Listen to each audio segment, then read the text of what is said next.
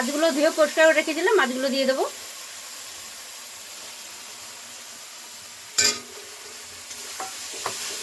মশলার সঙ্গে মাছগুলো একসঙ্গে ভেজে নেব, কষিয়ে নেব।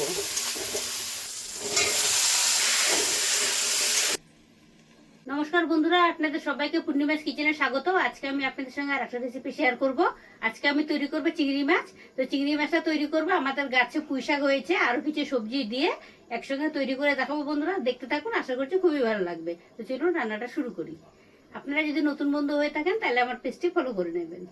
কড়াই গরম হয়ে গেছে, দিয়ে দিয়েছি সর্ষের তেল, দিয়ে দেবো ফোড়ন, দিয়ে দেবো কালো জিরে,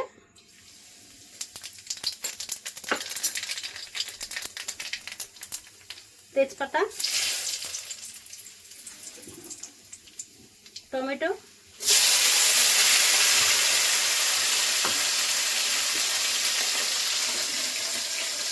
কাঁচা লঙ্কা দিয়ে দিচ্ছি,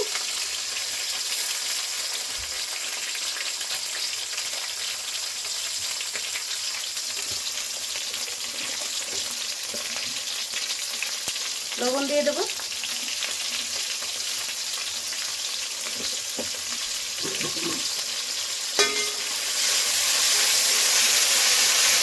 ভেজে নেব। জিরা বাটা দিয়ে দিচ্ছি 2 চামচ,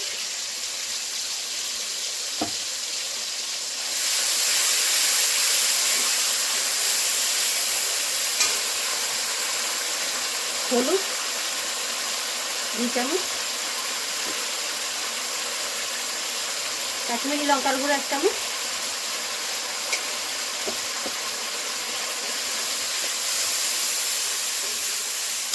মাছগুলো ধুয়ে পরিষ্কার করে রেখেছিলাম, মাছগুলো দিয়ে দেবো।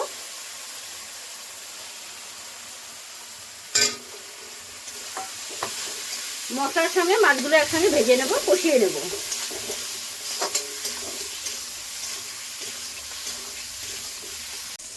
মাছ তৈরি করার জন্য আমি এখানে আলু, মিষ্টি কুমড়ো, এখানে কচি নিয়েছি, গাটি কচু, এখানে বেগুন নিয়েছি, আমাদের গাছের পুঁইডাঁটা কেটে নিয়েছি। এখানে দেখুন মাছ আর মশলাটা সুন্দর করে ভাজা হয়ে গেছে, কষানো হয়ে গেছে, দেখুন তেল বেরিয়ে গেছে। এবার সবজিগুলো দিয়ে দেবো।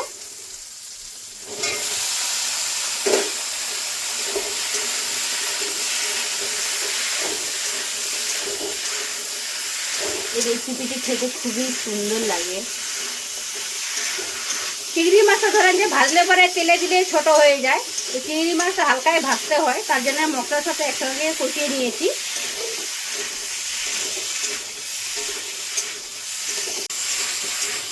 সবজিগুলো কিছুক্ষণ ভেজে নিয়েছি, শাকগুলো দিয়ে দেবো।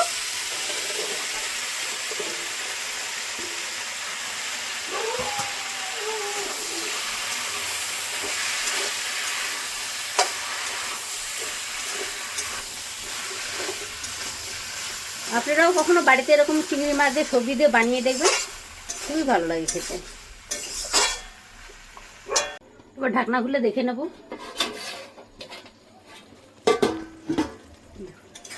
আর একটু হবে, আলুগুলো আর একটু।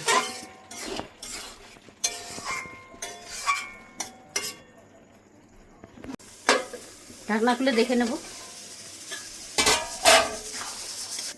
সবজিটা হয়ে গেছে, নামিয়ে নেব। এই দেখুন আলুগুলো সেদ্ধ হয়ে গেছে, এই দেখুন কেটে গেল।